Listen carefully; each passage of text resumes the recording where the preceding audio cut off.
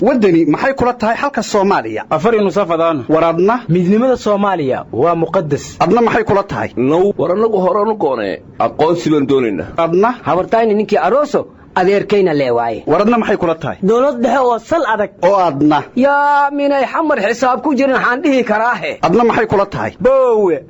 federaal ina adeeray adigana qoondada dumarku waa geedka go'an warbal dadkan eega oo xagee loo kala socdaa war maxaad ula yaabaysaa dadku waa Kalamaane oo duceeyay allay leedahay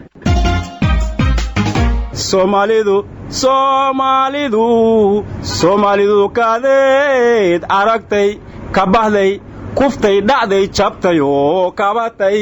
madaw Soomaali xabad kama ogide Soomaalidu way bugtaa bisteed weeyo la hubi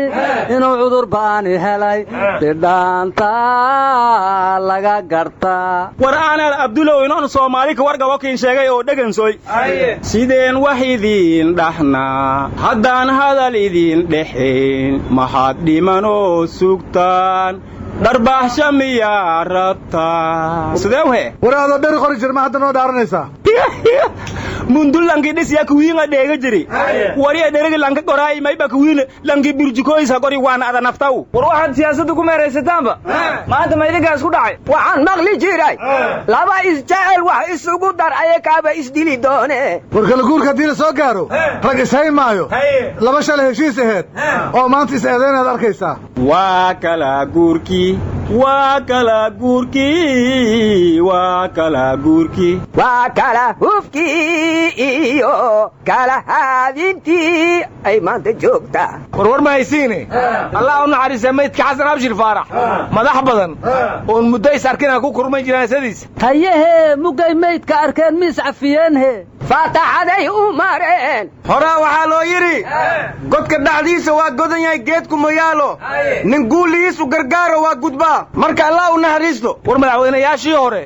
iyo madaxweynaha hadda ayaa muqdisho jinaasada kula dukaday kadibna garoowe markii la geeyey ra'iisul wasaare Khayre iyo gudoomiyaha aqalka sare iyo madaxweynayaashii maamul goboleedyada ayaa iyaguna jinaasada ku dukaday aaskana ka qayb galay asagaaba nasiibsado meelo badan jinaasada looga wada tukaday kitaabkiisa midigta allah ka siiyo war madaxdii maamul goboleedyada garoowe wada joogaan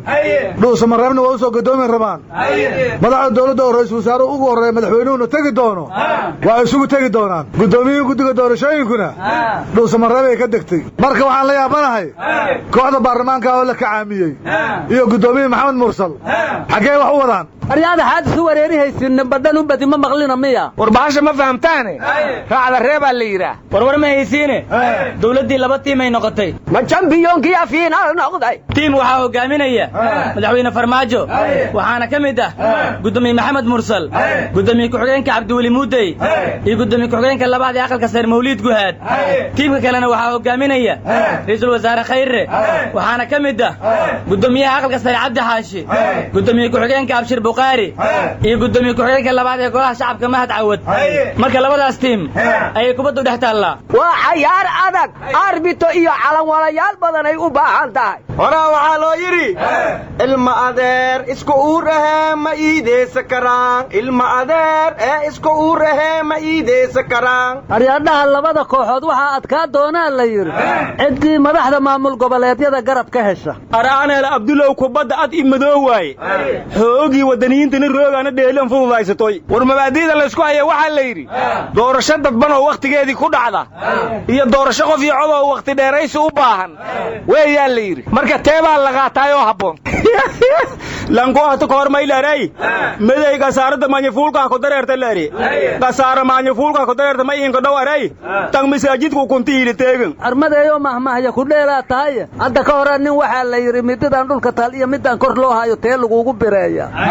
asoo yiri tan dhulka taal nafayni ku doona kuwa alla yaabina cawaba waa umriya la yiriye warnamiya gooyo hata ka hor gooyo nasiib badanida ya leeri nasiib badana laakiin sagaaran dool hooba gobsata dhuuh jala madishiid adka jabsata man la kula maaso eri war madayo mahmaayada ku dheelin waa laf dhuuxle laba dhagax la isla waaye war waxaad ka tagteen xisbiyada ay hogaaminayaan madaxweynayaashii hore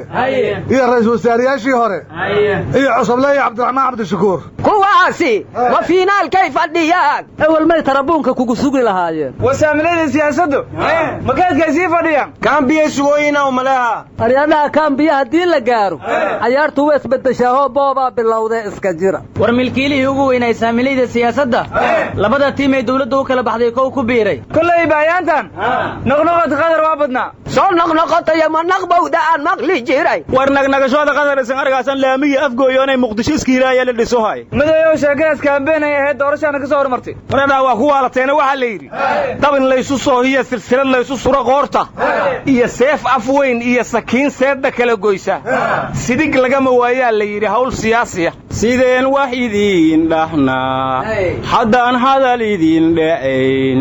maxaad dhimanoo sugtaan dharbaaxsha miyaa rabtaa aryaa madeeyo qofaad dharbaaxi karta mahan ma jooge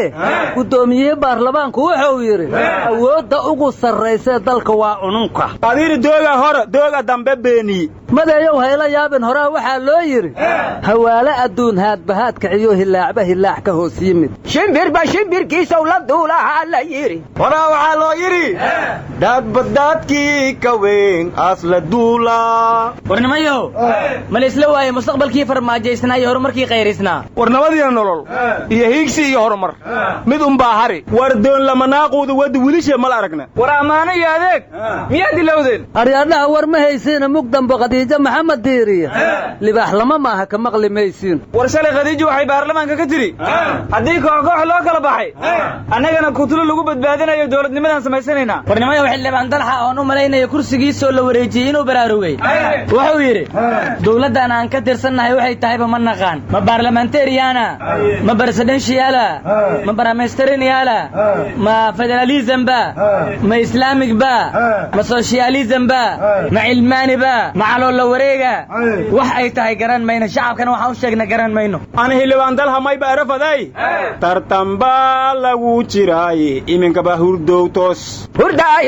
hurdaayow hargalay weeye ka toos saas baa tirahayd horaa waxaa loo yidhi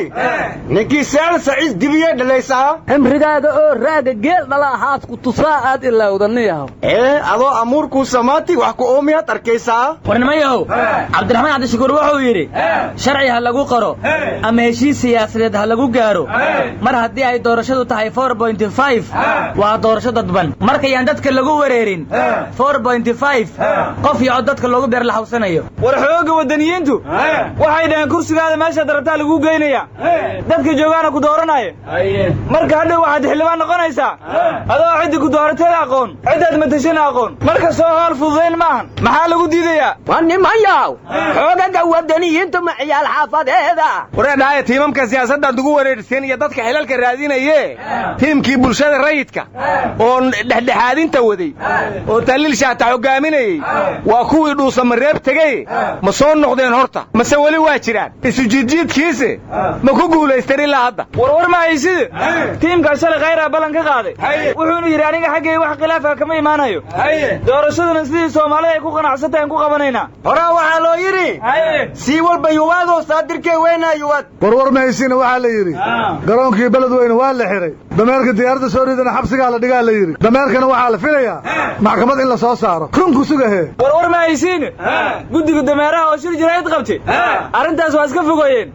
waxayna eedeen u jeediyeen dawladda Kenya ayadaana ka dambaysay dheen waxa cilad dhacay dameerna lukuma lahaydeen ma Kenya dameerihi yaa ku banaan baxaa tiri maanta shibaaka fuulo idaymo hadaa banaan soo baxay may dhaheen warnamiyo beelili had ogaynba dameero hataa beena beelo todobaada aryaadaha haddaan ka hor abwaan xuseen oo cali allah u naxariistay wuxuu yidhi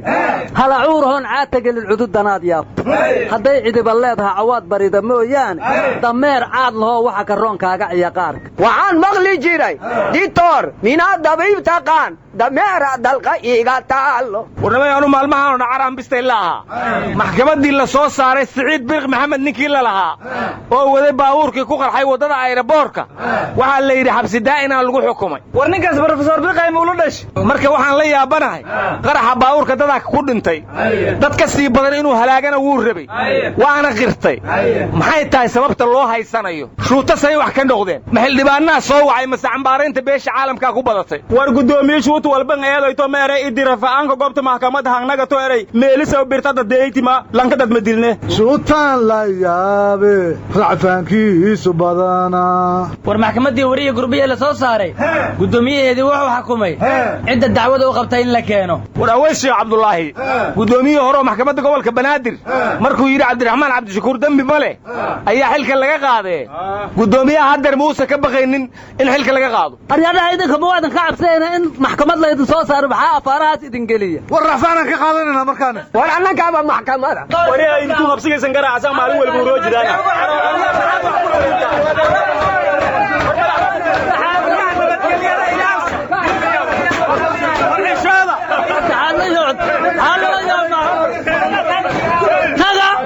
yaa la diilay haddii aad ku cusub tahay fadlan channelkan subscribe saar calaamadda gambaleelkana furo si ay kuu soo gaaraan fiidiyoyada ama muuqaalada kale ee aanu duubnay ama aan hadda rabno in aan duubno share dhe oo sii faafiyo lana wadaag saaxiibada haddii aad faalo qabtana commentiga hoose noogu soo gudbi